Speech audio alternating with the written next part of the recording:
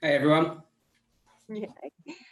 You probably already know us here at Enchanting, but I wanted to reintroduce what matters to us as a company. Our top priority is to provide private tailor-made experiences for guests like you to go on journeys of a lifetime. By delivering expertise and genuine care from team members around the world, we're able to provide authentic, truly personalized travel experiences that allow our guests to feel the joy of travel safely. In everything that we do, we try to enrich people's lives by sharing the joy of personalized travel in a passionate, responsible, and caring way. So this has obviously been an unprecedented time in the travel industry.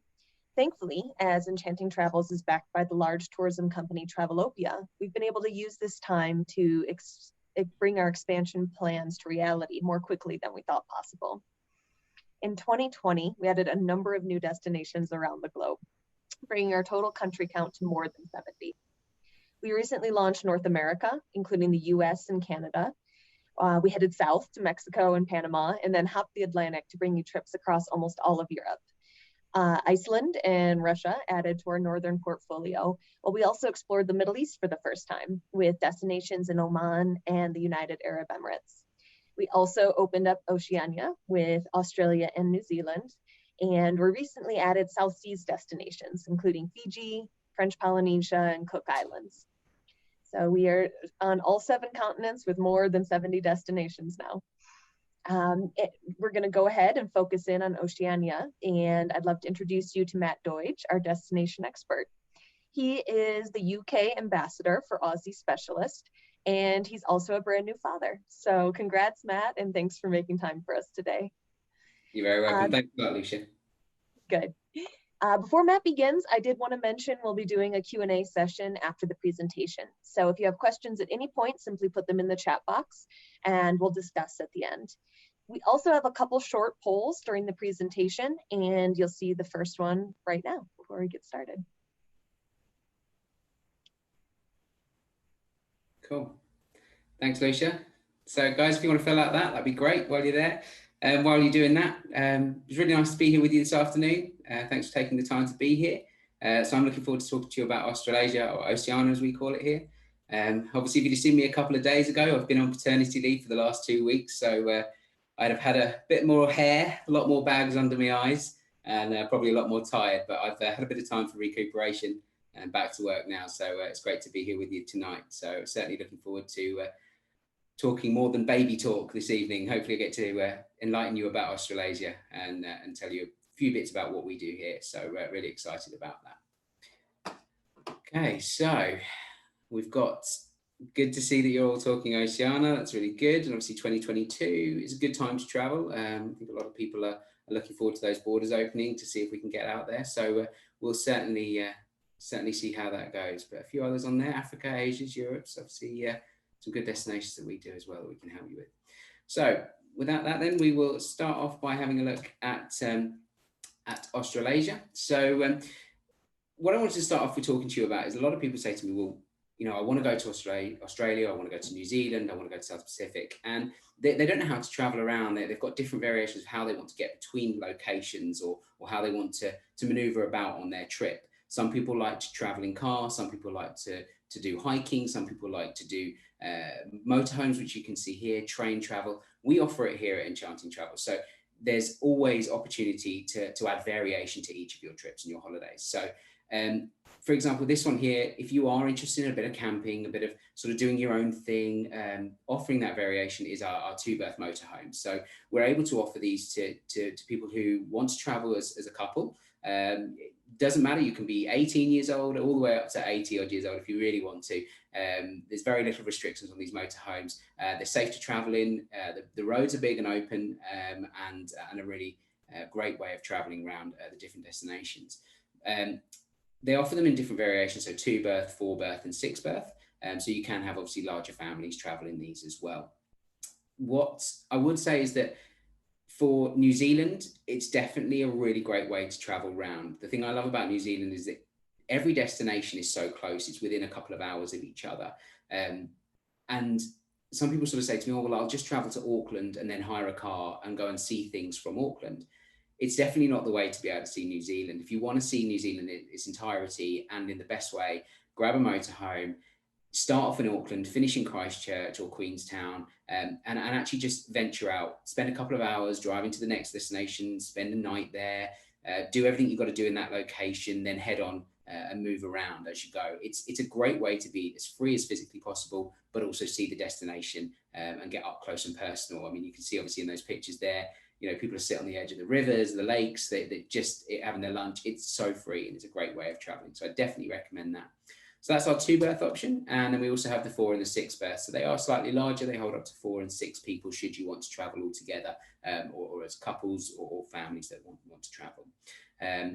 But they are offered on those as well. All of our motorhomes come with our premium inclusive package. So that covers all your insurances, excesses and drop-off fees and things that you need to as well. So you don't need to worry about paying things when you get out there. It's all covered in our costs as well when we sell those.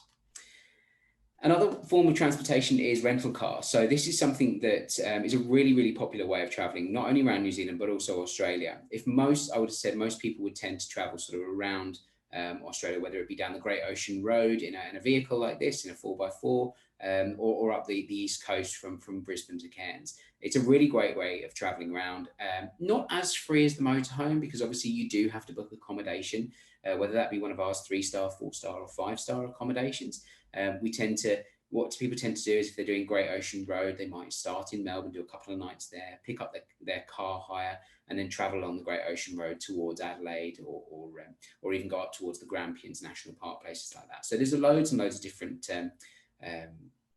journeys that you can take while out in Australia and New Zealand, and a car is a great way of seeing them. If you're not too keen on flying, jump in a car and sort of travel between the destinations on this option.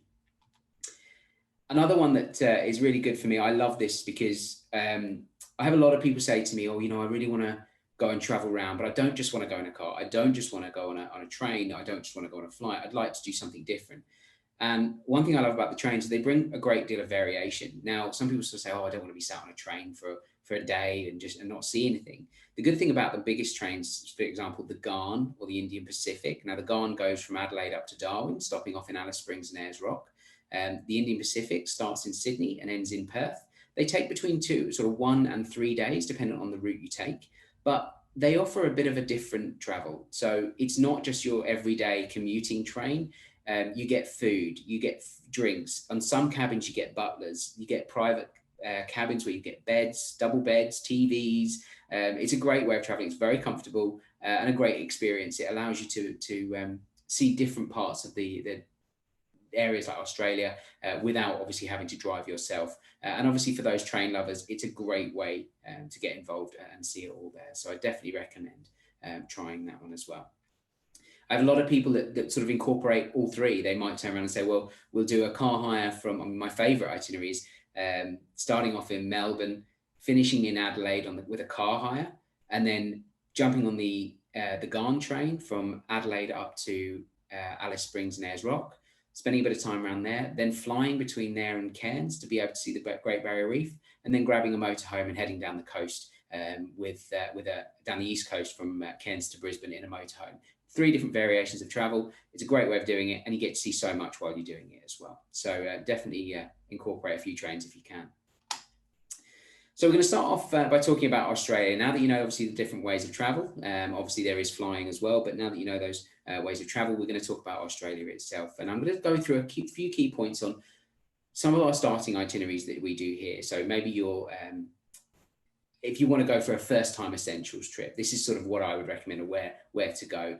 The great thing to know about our trips is that they're not set in stone. They can be completely bespoke to you and your likings, your needs, your wants. And we can tailor make it so that you don't have to worry about anything. If you want transfers, accommodation, flights, car hires, and excursions, we can fill it with everything so that you don't have to panic or worry about where to go or what to see. As well as obviously giving you in there a little bit of a break to do some free roaming around the cities and things like that as well. So this is one of my first itineraries. So in fact, we'll do a poll for the moment while we're just waiting on this. So if you guys can just answer that poll, and we'll get on to our first itinerary as well here.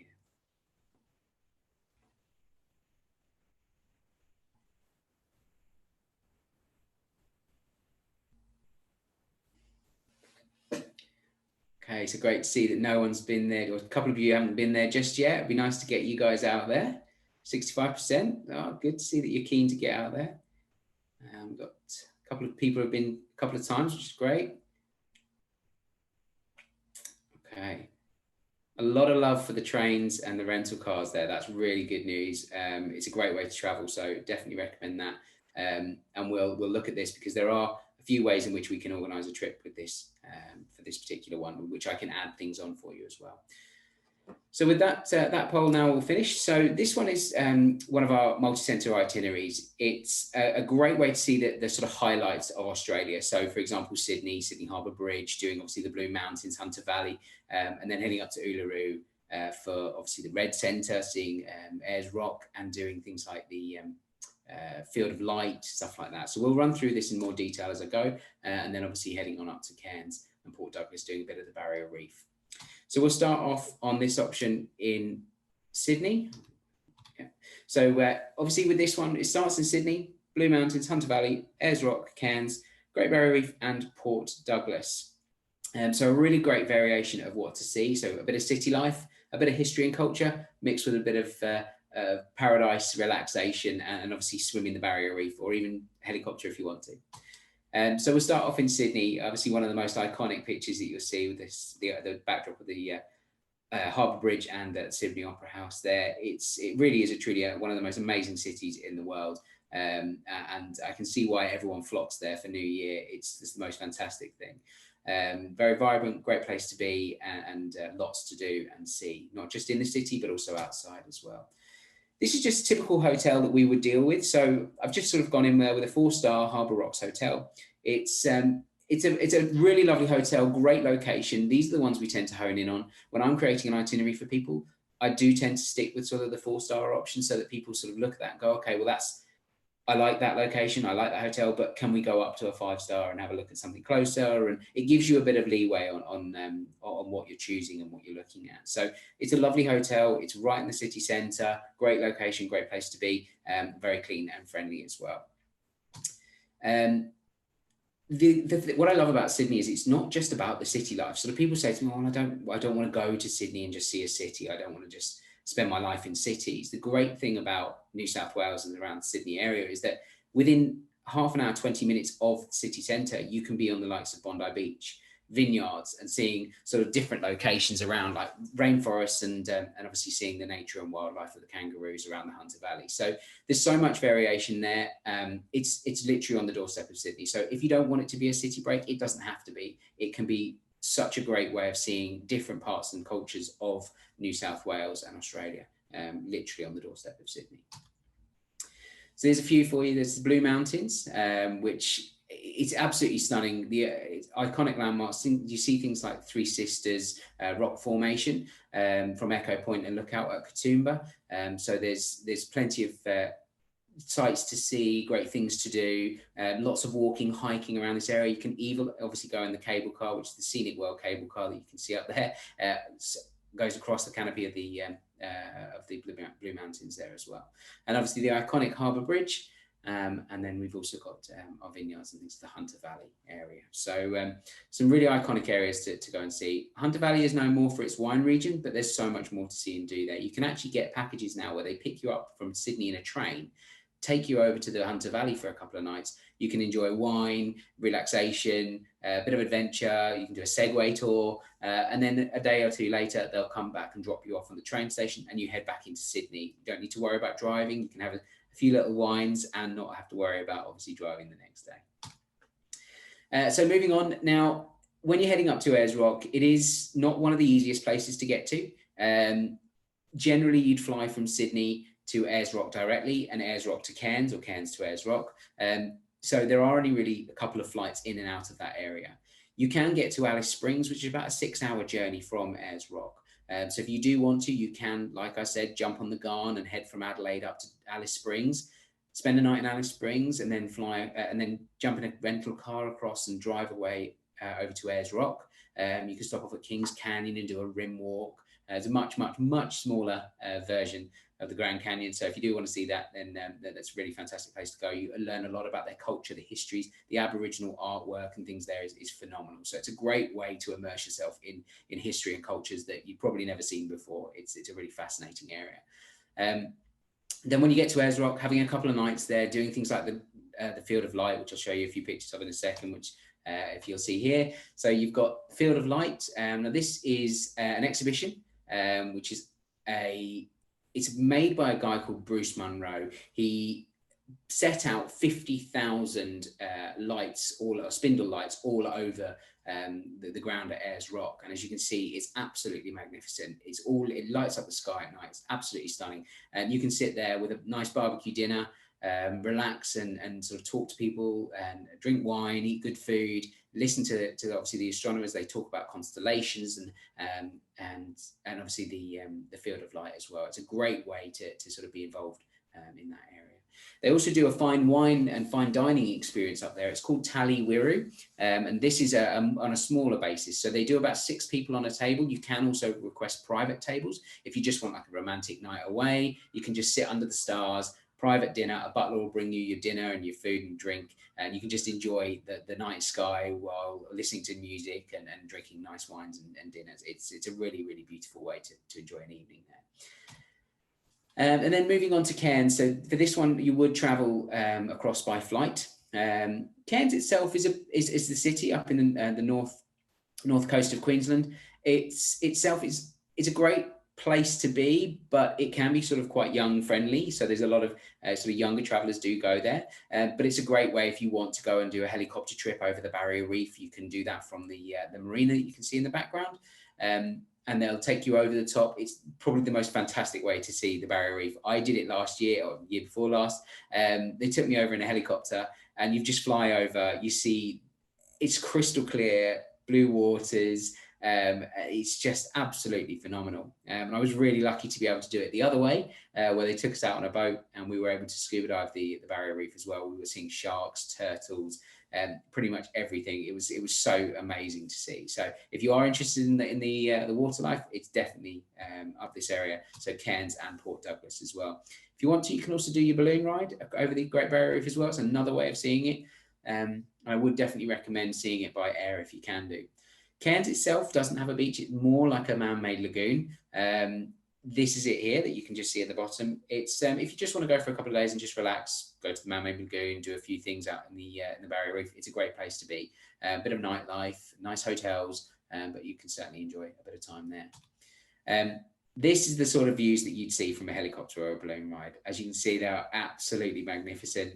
It's stunning scenery. A couple of the platforms that you can see in the ocean over there, those are the ones where they do the scuba diving from. You can actually do a night on the reef. So if you do want to stay overnight on the reef, you can actually do that. They have what's called reef suites, and you can spend a night just enjoying the scenery. They're based under the water, so you actually get to see all the water underneath as well. It's a really cool way of seeing the Great Barrier Reef from a different perspective. So I definitely recommend that. If you don't, you can do a day tour out there where you can just jump off the platform, go snorkeling around, and obviously seeing what you can find around the ocean as well. Bit of underwater life there. You will definitely see big fish like this, lovely, beautiful fish with turtles as well. I was lucky enough to sort of swim around the turtles as well when I was there last time. Saw a couple of sharks while I was swimming around, so it was a really, really cool way to see the Barrier Reef. Port Douglas. Now, this is actually one of my favourite areas. So I talked about Cairns. It's a bit more nightlife and lively. Port Douglas is a little bit different. Port Douglas is a beautiful location. It's a beach location, beach destination. It's the heart of the Barrier Reef. So if you want to do things like the helicopter trips and the boat trips, you can certainly go out and do that from there.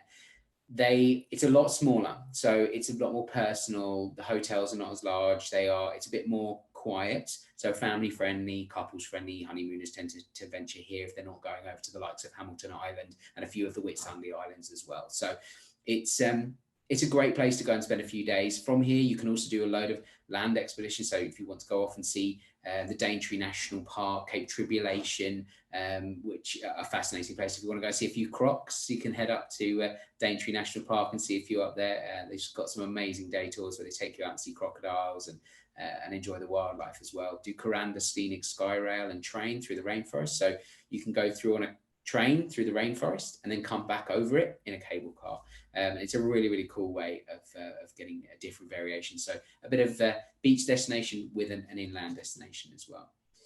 So this is 4 Mile Beach, which is up at Port Douglas. The funny thing about 4 Mile Beach is it's actually not 4 miles, it's actually only 4 kilometers. So it is a bit smaller than what you expect it to be, but nevertheless, beautiful beach, really stunning, very scenic, great place to just chill out at night.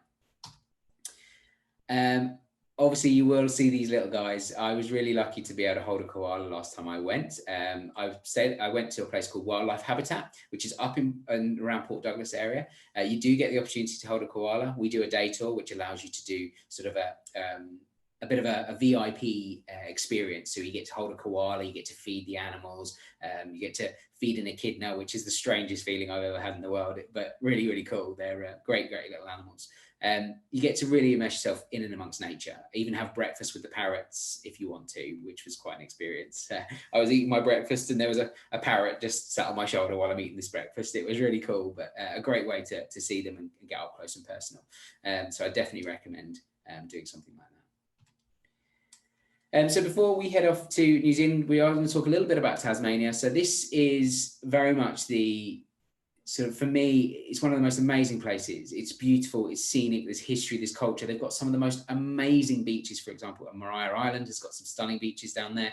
And it's a great way to go. If you're interested in hiking or exploring, Tasmania has got the most fantastic views and scenery. It's stunning, and I definitely recommend a trip there if you can do.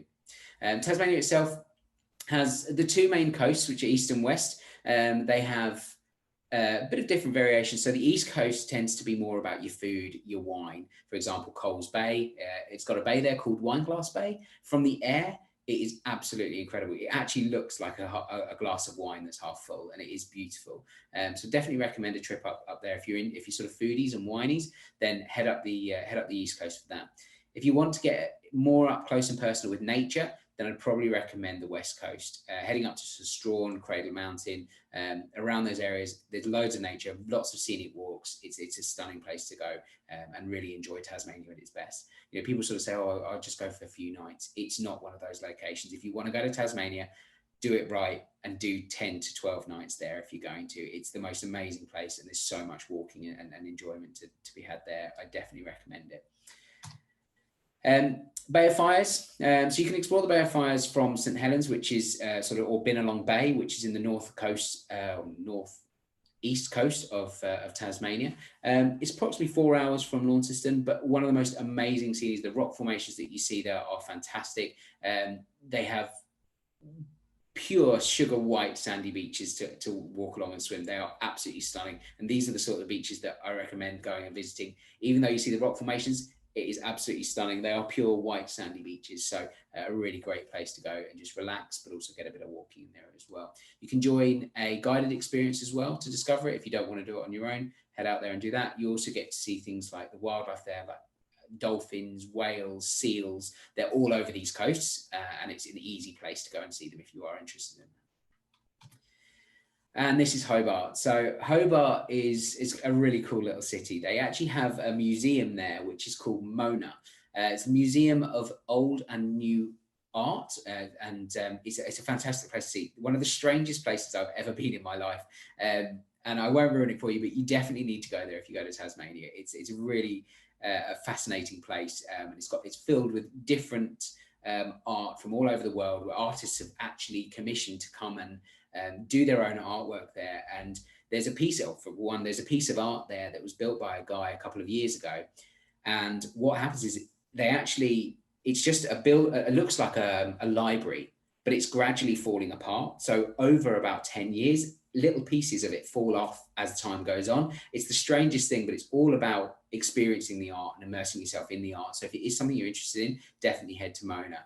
The owner and the creator is quite a strange guy, but they do a lot of work for the community, a lot of work for the ocean as well. So they save a lot of animals and put a lot of conservation work into it. So it's a great place to go if you're interested in that sort of thing. The owner, he actually closes every Tuesday so he can play tennis on the tennis court that he had built in the museum every Tuesday, but that's the reason he closed it. It's so strange, but really great place to go. And then amongst that, you've got the Royal Botanical Gardens, Bruny Island, which is just off the coast, an amazing place to go and see a lot of nature. So seals and penguins and things, there's plenty of them over there, and you'll see some amazing stuff. If you just want to go and chill and enjoy the city, you can maybe head on down to Salamanca markets, buy a few souvenirs, enjoy some of the local life, and just relax and have a good glass of wine, because in Tasmania, they've got some amazing stuff down there. This is Cradle Mountain National Park, so it is exceptional. It's beautiful. It's known as, it's a World Heritage Area, and it's sort of made completely from sort of moss-covered ancient rainforests and deep rivers. Really, it's very, very scenic. But as you can see, it's beautiful. You get the most amazing pictures there. Definitely worth a trek up there. And as I say, land and sea wildlife, you'll see plenty of it while you're out there. Obviously, as well as the little Tasmanian devil that you see up there. So we are going to head over to New Zealand and start talking about that shortly. And with this, what we're going to do is we'll start off talking about a trip that I love around New Zealand. It can be done in any way, whether you want to do it by car hire or camper van. You can also do a few trains and add some variation in there as well. And we'll go through this, but another poll for you guys if you want to fill that out for me, and we'll get cracking on the New Zealand trip. Okay.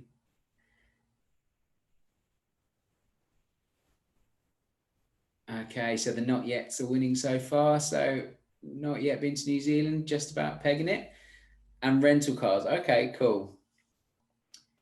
Yeah, so this will be good for you guys. So if it is in New Zealand that you're really interested in, then it's an amazing place to go and see. It pretty much holds everything from scenery to walking to adventure trips. If you want to do a skydive, things like that, you can certainly do so. And rental car, great way to do it. So if you do want to do a rental car, this itinerary will work out really great for you. We can also add and change this as well. So with this one here, starting off in Auckland, heading down to Rotorua, Napier, Wellington, Blenheim, Abel Tasman National Park, and then heading off to Kaikoura, Christchurch, Mount Cook, Wanaka, Tainau, and Queenstown. So most people sort of tend to spend a bit of time in both, but what people tend to do is they tend to spend less time in the North Island than what they do in the South Island. So most people tend to spend between 9 and 10 days in the North and between 12 and 14 in the South. So if you've got I personally would recommend between 3 weeks and 4 weeks to do a trip around New Zealand to see it in its entirety. But if you have got 2 weeks, you can do it in that. It's just that you will miss a few little bits out here and there, and obviously extend some of the journeys where you're traveling in cars. It will maybe extend those to maybe be a little bit longer. So where you're driving 2 to 3 hours to places, you might be driving 3 to 4 or 4 to 5, just to obviously fit it in within that time frame. The other option is to knock off one of the islands. So most people tend to do the South Island rather than the North Island if they have got about 2 weeks. And I would definitely recommend that. It's a great place to go. South Island is one of my favorites, so it's definitely a perfect location to go and do that. So we'll start off in Auckland. So the city itself is pretty cool, nice, vibrant city. They've got a harbour as well, very chilled, lots of things to do. You can go over to Waiheke Island for a little day tour, and obviously drink lots of wine and enjoy that. One thing you will hear me say throughout this presentation is that you can drink lots and lots of wine and do lots and lots of walking. New Zealand is the place for walking and wine. If I'm honest with you, it's amazing. Walk, wine, food, walk. It's brilliant. So there's loads to do, but obviously you can do some other stuff, but those are the main things. You'll hear me say that quite a lot. Auckland Harbour, you can see obviously dolphins, a few whales pop by every now and then. And you can obviously head up the coast and see more places like the Bay of Islands, and obviously doing some bits up the coast as well. So if you do want to see sort of wildlife and nature, you can head around that area. If you're not interested in the city at all, not a problem. There's plenty of it around. I would only probably spend a couple of nights in each location around New Zealand. Most people sort of say, oh, if I spend a week in Auckland, then a week in Queenstown, a week in Christchurch, please don't do it. I don't recommend it. It's just where you will get bored after a couple of nights of seeing it, and you'll want to venture out and do something different. You'll want to see some of the locations. And the problem is that when you hire a car from Auckland and travel an hour south or an hour north, you end up doing that drive several times over that week. So it's definitely best to keep moving around New Zealand. One of these places, which is fantastic, is Rotorua. So this is a couple of hours southeast of Auckland, and here is the geothermal activity that really gets people going to this area, and also the Maori culture. It's rife with it. Here you can see a lot of geothermal activities. You can fly around a volcano, an active volcano.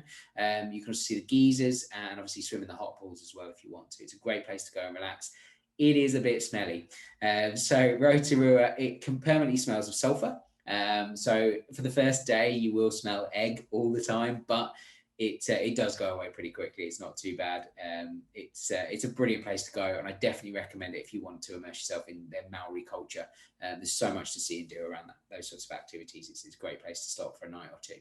And then Napier, which is the coastal city on the eastern coast of New Zealand. It's really cool place, very Art Deco, pretty chilled, lots of things to see, mostly walking again, but one thing that you can do from here, which I love, is the cycling wine tours through Hawke's Bay. So you can actually jump on a bike in the morning, head down through Hawke's Bay, stopping at all different vineyards, have a few drinks, enjoy yourself a bit too much, and then head back on the bike. It's a great way to see New Zealand, very different, very fun. You go in a group, you got lots of food, lots of wine, and it's a great way to see Hawke's Bay, which is probably one of the most amazing areas that you possibly can do. I was lucky enough to sort of stay in a few of these locations and play golf around these areas. So if it's golf that you're interested in as well, they've got some amazing golf courses. I myself played on Kauri Cliffs, which at the time was, I think, the 51st best course in the world. So very lucky to do that. And it's definitely an amazing place to go if you want to do some great golf games as well. So if those ladies want to spend a bit of time in a spa, you can certainly do that here. Guys, head off and play a bit of golf, not a problem at all. Or if you girls want to play some golf, or guys want to go to the spa, you can certainly do that too. So moving on to Wellington, this is about 4 hours south of Napier. You can jump in the car, head down, and enjoy the New Zealand's capital. So a lot of people seem to think it's Auckland, but the capital of New Zealand is Wellington, and it sits near the southernmost point of North Island, and it's also where you would get the ferry across to the South Island also. So here you can head from Wellington across to Picton on the Inter-Islander ferry, and it also has an amazing wine region in the Martinborough region here. So you can certainly venture out and have more wine and enjoy a few more walks. So plenty to do. But if you do love the city, it's a great place to go. From here, you can also do things like the Lord of the Ring tours, where you can go and see Weta Cave tours, Weta Workshop tours as well. So there's lots of Lord of the Ring stuff to be seen there if you want to get involved in that. Certainly been there a few years, and it's probably one of the most popular tours to do around New Zealand in terms of the Lord of the Rings. It's definitely worth visiting if you're interested in that. So as we've headed across on the Inter-Islander ferry from Wellington across to Picton, first coastal routes that you'll take is into Blenheim. So Blenheim, again, another wine region, as you can see, vineyards and beautiful scenery, lots of walks and lots of wine. So great place to go and just chill for the night if you want to see. If you haven't had enough wine, you can certainly have some more at Blenheim if you want to. One of my favourite places in New Zealand is the Abel Tasman National Park. As you can see, it's extremely stunning, and you can also do things like kayaking with seals, lots of beautiful walking around, lots of nature to be seen, eco tours, and just immersing yourself in nature for the day, or just going swimming around with the seals. It's a really cool thing to do, and fascinating as well. So I know that if you guys love walking and want to sort of head there, definitely include that in your trip around New Zealand. It's a beautiful, beautiful location. Then heading further down the east coast is Kaikoura. Now this is known as the best place to see whales and seals. So if you want to head out onto a boat and go and see some whales, certainly head to Kaikoura to do that.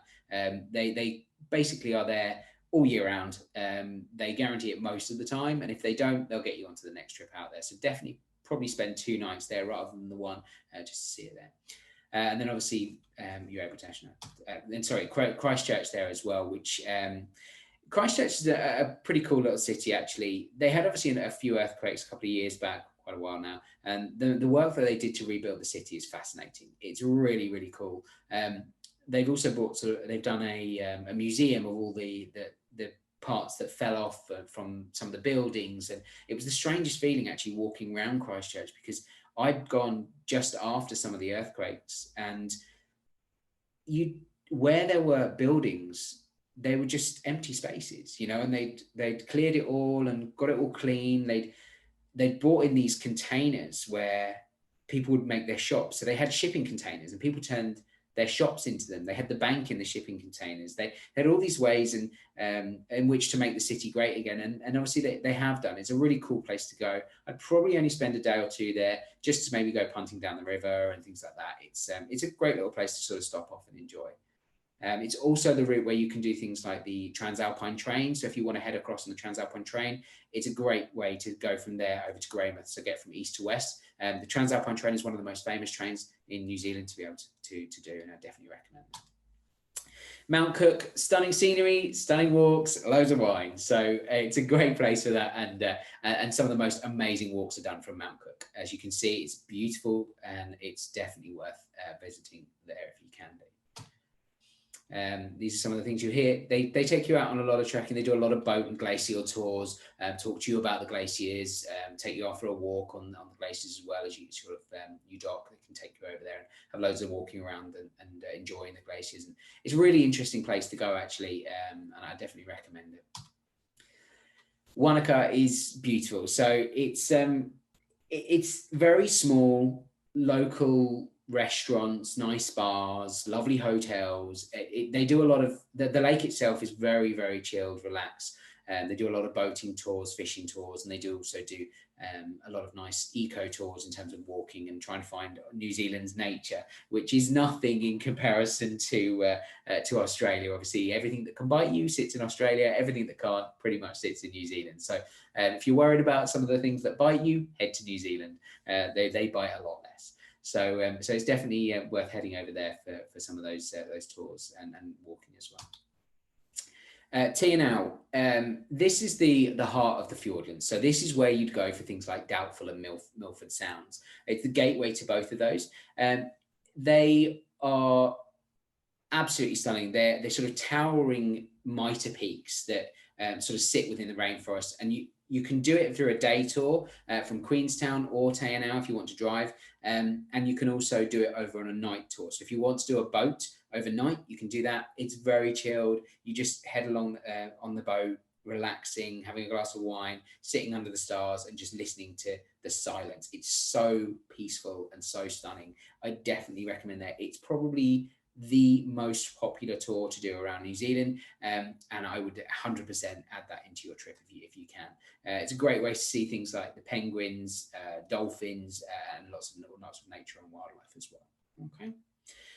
Doubtful is a smaller version of Milford. So Milford, they have 100 odd people. Doubtful might only have 50 odd people. It's a lot smaller, a lot more personal. So it is a little bit more expensive as well. And this is a bit more of T&L as well. So the area itself, you can just walk around and see T&L. But as you can see, it is stunning, beautiful scenery and pictures that you'll get from there. Queenstown. So Queenstown is my favourite city in New Zealand. It is not only stunning and beautiful, but it's the adventure capital of New Zealand. So you can pretty much do anything from skydiving to golf to pretty much everything you want to do. So it has all of it. So skydiving, bungee jumping, they have a luge track there. They do biking, hiking, glacial helicopter tours. You can even hit biodegradable golf balls off the top of a glacier if you really want to. I was there couple of years back, and I was able to actually hit these biodegradable golf balls, which completely disintegrate over time and off this glacier. And to do that was absolutely amazing. It was an incredible experience. And they fly you up on helicopter, land you at the top, and you just enjoy a bit of food, relaxation, and walk around the glacier while you're hitting golf balls off the top of it as well. Again, golf is fantastic down there as well. That's not me. As you can see, it's someone different, but I have done this one. This is End Zone. So if you do want to do a skydive, they do up to 15,000 feet, which is the one that I did. Throw yourself out of a plane and pretty much free fall, looking down at probably one of the most beautiful sceneries you will ever see. It's quite the experience. And if you are a bit of an adventure enthusiast, then I definitely recommend doing that. Which leads me on now to the South Pacific islands, which if you're lucky enough to have gone there like I have, they are stunning. A lot of people compare them to places like the Maldives. If I'm honest with you, the South Pacific is far more stunning. The people are beautiful people. They're really friendly, great place to go. They've got everything you need on the islands, and you just love it. It's the most beautiful place. Obviously, that ranges from Fiji, Tonga, Cook Islands, French Polynesia. So, we do all these locations, including Bora Bora, Tahiti, Moorea, Taha, Cook Islands. So if you want to do Rarotonga and Aitutaki, they're amazing places. I spent a couple of weeks out in Cook Islands and Tahiti and Bora Bora. I actually did French Polynesia with a cruise, which is the Paul Gauguin cruise, which is one of the best ways to see it, but you can fly between islands if you want to. I definitely recommend doing a couple of islands. I certainly wouldn't be doing just one. On the Cook Islands, is probably my favorite islands in the world. They are stunning. The people are just incredible and so happy and friendly. They can't do enough for you. And it's definitely a place to go if you really enjoy just pure relaxation, seeing stunning sights and beautiful beaches like this. This is Aitutaki in the Cook Islands. It really is that crystal clear. And a lot of these locations you see between the two islands, you can actually walk between them and just sort of go and sit on a remote little island in the middle of nowhere. It's absolutely incredible, and I'd never forget it. I'd probably go and live there if I could. Funny thing about Cook Islands is they actually nobody can buy land on the Cook Islands. You have to inherit it, and you have to have lived there. So if your ancestors own it, you're really lucky. You get to own some land in the Cook Islands when you're older, but you can't buy it. And they also, for some reason, they bury their dead in their garden, which is quite strange, but really fascinating and a great way to sort of. You're talking to the locals, they talk to you about it, they want you to come and see them, they want you to sort of embrace the fact that they do this. It's a really, really sort of known culture there, and it's a really great way to sort of immerse yourself with the locals as well. This is Fiji. So in Fiji, there are several different islands. You've got the Mamanuca Islands, which are the closest islands off of Fiji, generally accessed by boat, but you can also get helicopters across from the Nadi airport as well. And then you also have the Yasawa Islands as well, which are a little bit further out, and you can tend to do those by cruise. So most people will tend to do a little, maybe 4 or 5 day cruise before heading out and doing that, and then coming back to the mainland. And then obviously Bora Bora, which is one of the most beautiful places I've ever been. I just remember paddling my feet in the ocean with sort of rays swimming around me, seeing dolphins off the boat and whales off the boat as well. It's just incredible. It's the first place I ever saw a whale breach, and it is the most amazing thing to see. And this is Moorea, and obviously one of those whales. So they are incredible. Really great way to see nature as well. So I hope that's been all right for you all. I'd love to hear some questions for you. I will certainly try and answer them as best I possibly can as we go. But thank you ever so much for all your time. I'd love it if you guys could fill out the rest of the poll for me. And I will hand over to Lucia to finish off for us. Thanks so much, guys. Thank you, Matt. That was amazing. I want to go to all of those places immediately. No props. We've got a couple questions for you. The first being, for that Australia itinerary that you spoke about, how many days would you recommend? I know there were a few different ones in there, but. Yeah, definitely. So remember, you can always bespoke your trips. We can make them as long or as short as you want to. I always recommend longer, but to be honest with you, for that particular one, your Sydney, Rock and Reef, I would recommend a minimum of 12 nights. So 12 to 14 is perfect for that kind of itinerary. We can shorten it, but generally people tend to do sort of 4 in Sydney, 2 in Ayers Rock, and then five in sort of Cairns and Port Douglas area. So that's generally what I would recommend. Okay, thanks. We also mentioned that there wasn't anything about Brisbane. Do you have any couple quick points on Brisbane and things to do around there? Yeah, absolutely. So I'd love to have mentioned everywhere around Australia, but Brisbane is one of my places that I love. I lived there for 3 months while I was living in Australia, and it is the most fascinating city. It's a great place to go. They've only got a man-made beach, so it's not really sort of what you'd expect in terms of coastal routes, but it's very vibrant, very chilled. But the one thing I love about Brisbane is actually not the city itself, it's what's around the area. So within an hour or two's drive of Brisbane, you've got everything from the Sunshine Coast to the Gold Coast, Byron Bay, you've got Fraser Island, where you can obviously go and relax for the day, go and do a beauty spot tour of the island, see the nature, and immerse yourself in with dolphins and things as well off Fraser Island. Noosa and the Sunshine Coast is absolutely stunning. It's probably one of the most amazing beaches and very chilled, relaxed areas to go. So if you're going to go to Brisbane, I would go for what's outside of it, not for maybe what's in the city. I think definitely head down either down to the Gold Coast or up to the Sunshine Coast, either one of those, or across to, if you go west, you go to Lamington National Park, which, you can stay in a place where they have you stay above the rainforest canopy in a sort of a log cabin. It's really cool. You can go and do that, or even head over to Tangalooma Island, and where you can feed the wild dolphins as they come up to the shore. It's brilliant. So definitely worth heading there. Oh, that sounds amazing. What about if someone has a vegan diet? Are there a good amount of options in Australia and New Zealand for someone who is vegan? Huge, absolutely huge. Do you know what? The one thing that I pulled away from my previous trip, being the ambassador, I've been really lucky to be able to travel out to Australia several times. And prior to the lockdown, I was actually out there twice in 2019. And the one thing that I can take away from it is that the vegan movement and things that they are embracing over there is everyone is going vegan. Everyone is all about the vegan food. It's all about their food. And what I love about the cities in Australia is they all have these little pop-up festivals. So for example, you go to Melbourne or Adelaide. I was in Melbourne for the weekend and I was there, and all of a sudden this pop-up wine and food festival turned up, where I'm sitting there, I'm drinking wine, I'm eating these pop-up food festival. It's this food out of sort of a local, sort of where someone had traveled to be in Melbourne that weekend, and you just in there enjoy the food. But the amount of vegan food that was there is incredible. So you certainly will not go hungry in Australia. Definitely not. Excellent. A couple thoughts on Perth in Western Australia? Yeah, cool. Perth is actually one of the places where there's the first place I went when I was in Australia. When I landed, I went and checked out Perth, did the West Coast. I've driven all the way from Broome down to Perth, then carried on down to Margaret River, Augusta, Bunbury, Pemberton, all these locations. And I actually drove that. I bought my own little car, which his name was Bruce. So me and Bruce, we drove that coast for a good few weeks, enjoying it. It's an amazing place to go. They've got some beautiful beaches, sunshine pretty much all year round.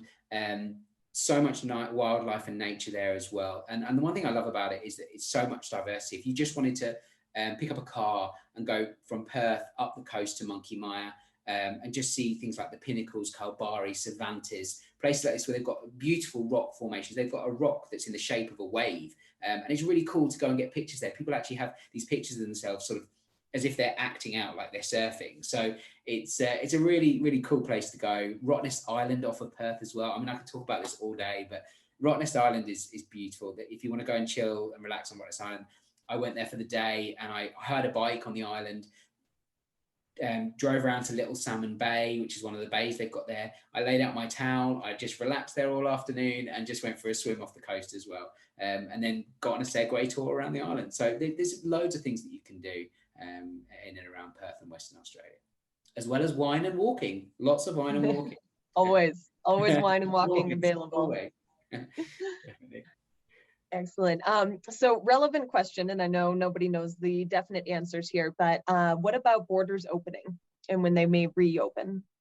Yeah, sure. So I've been speaking to Tourism Australia a lot recently, and it is something that if people are aware that it is going to start, they are going to start looking at. New Zealand have basically said that they won't open their borders until their nationals are vaccinated, but obviously that opens up problems like, for example, those that maybe are anti-vaxxers and don't want to have a vaccination.